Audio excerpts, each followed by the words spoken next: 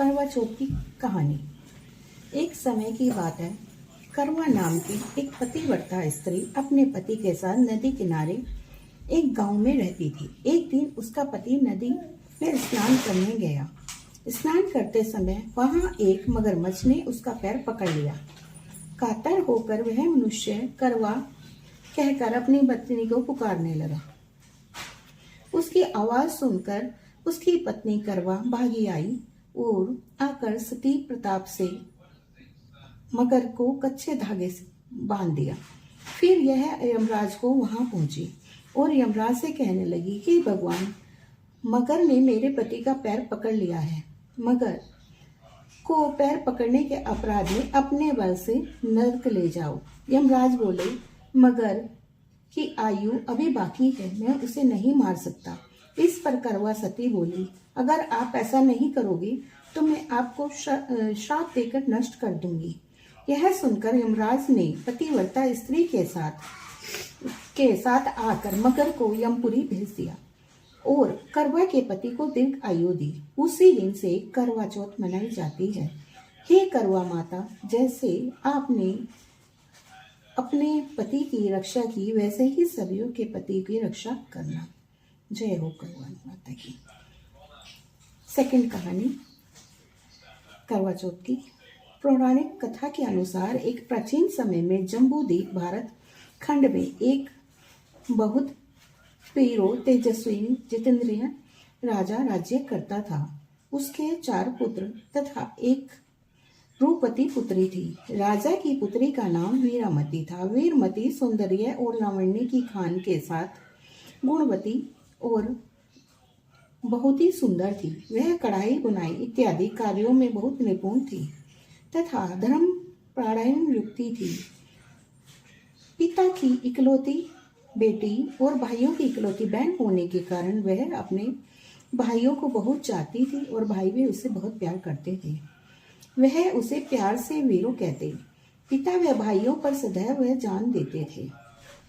पिता और भाई सदैव उस पर जान देते थे। वीरामती यदि कभी दुखी होती तो सभी दुखी हो जाते। युवावस्था में पहुंचने पर वीरामती के पिता ने एक अति सुंदर शौर्यवान राजा से अपनी पुत्री का विवाह कर दिया।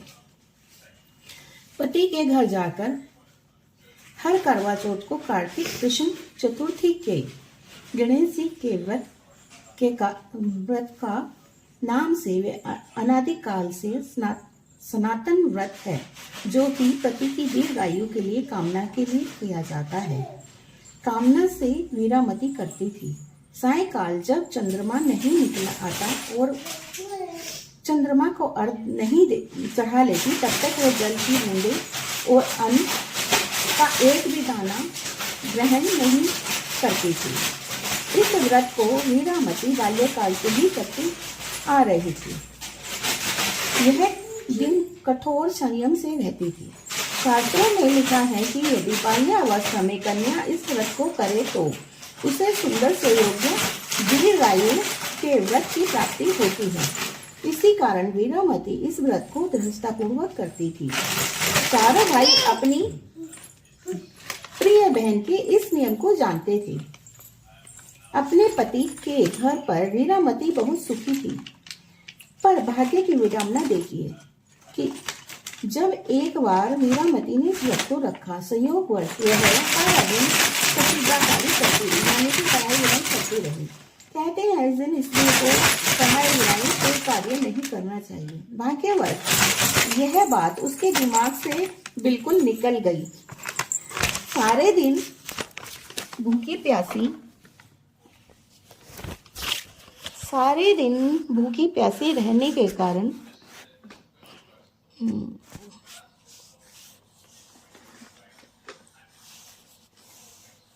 प्यासी रहने के कारण उसकी हालत शाम तक बहुत खराब हो गई और वह निढाल हो गई। भाइयों से उसकी यह दशा देखी नहीं गई तो वे घबरा गए।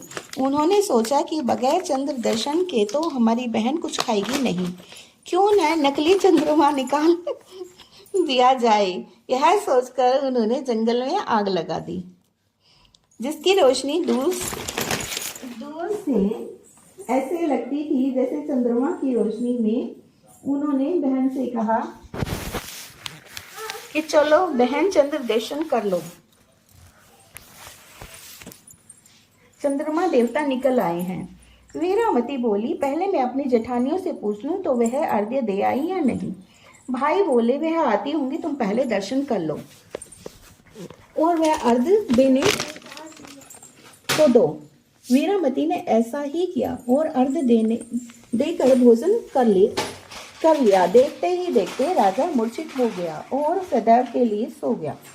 पति की यह दशा देख पृथ्वी पर सर पटक पटक कर वह रोने लगी, विलाप करने लगी।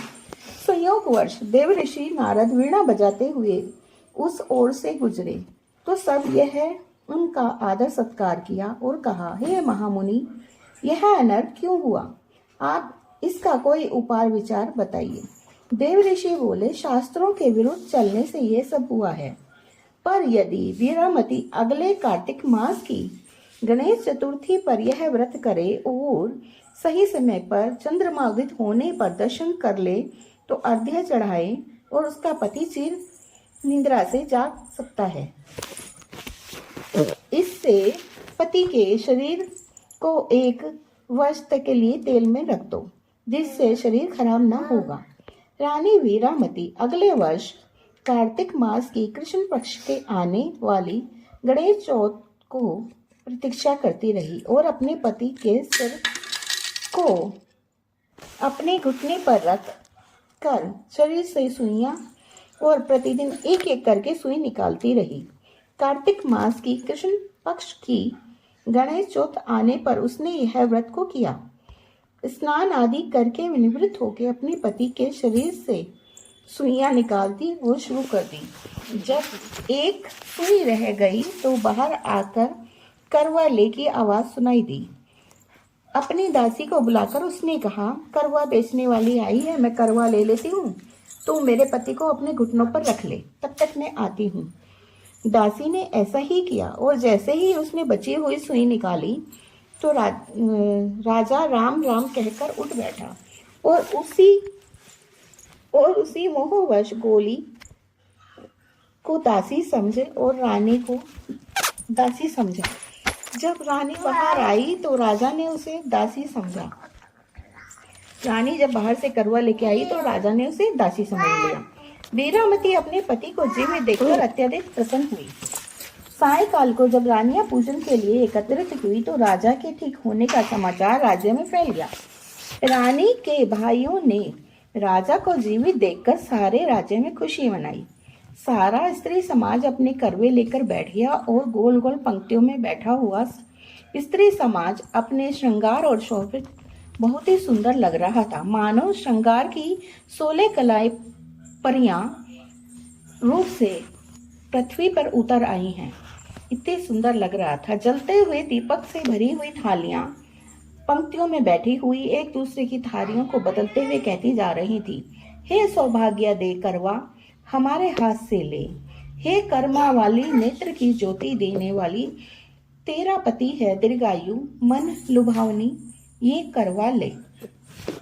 ऐसे ये चल रहा था। ऐसे कहते हुए 21 बार रानी की प्रदक्षिणा करती रही। रात्रि को रानी ने व्रत खोला और चंद्रमा को दर्शन कर अर्घ्य दे प्रसाद ग्रहण किया। इसके पश्चात वह हर वर्ष इस व्रत को करती रही और अपने पति की दीर्घायु की कामना करती रही।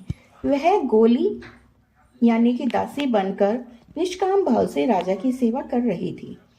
राजा उसकी सेवा से बहुत प्रसन्न था। एक दिन राजा विदेश जाने लगा। उसने अपनी दासी वीरामती से पूछा, मैं अपनी रानी के लिए तो भेंट अपनी मर्जी से लाऊंगा, तुम्हारे लिए क्या लाऊं तुम बता दो।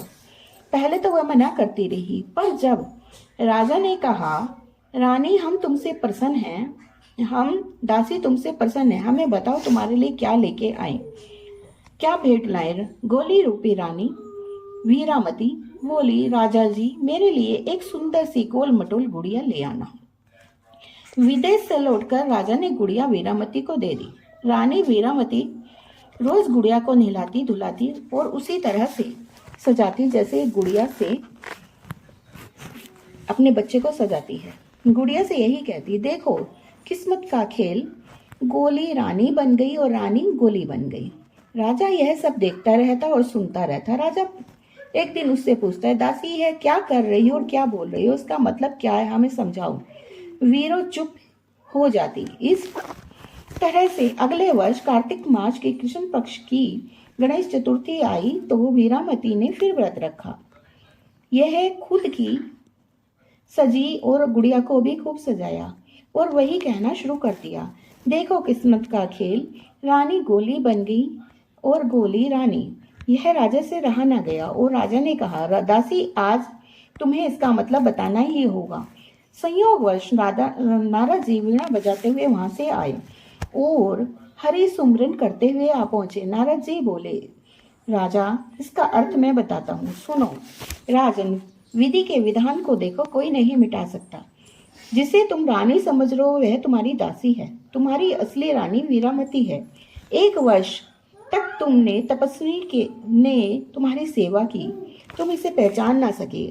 तुमने गोली को रानी और रानी को गोली समझ लिया। अब तुम अपनी रानी को अपनाओ। इतना सुनते ही राजा ने वीरामती को उचित स्थान दिया और रानी के फिर से अपने राजा की सौमर्य हो गई। राजा और रानी सदा धर्मत रहे और कई वर्षों तक राज्य करते रहे, सुख भोगते रहे। रानी शास्त्र विधि के प्रति वर्ष व्रत करती और अंत में दोनों ही हरिधाम को चले गए। बच्चे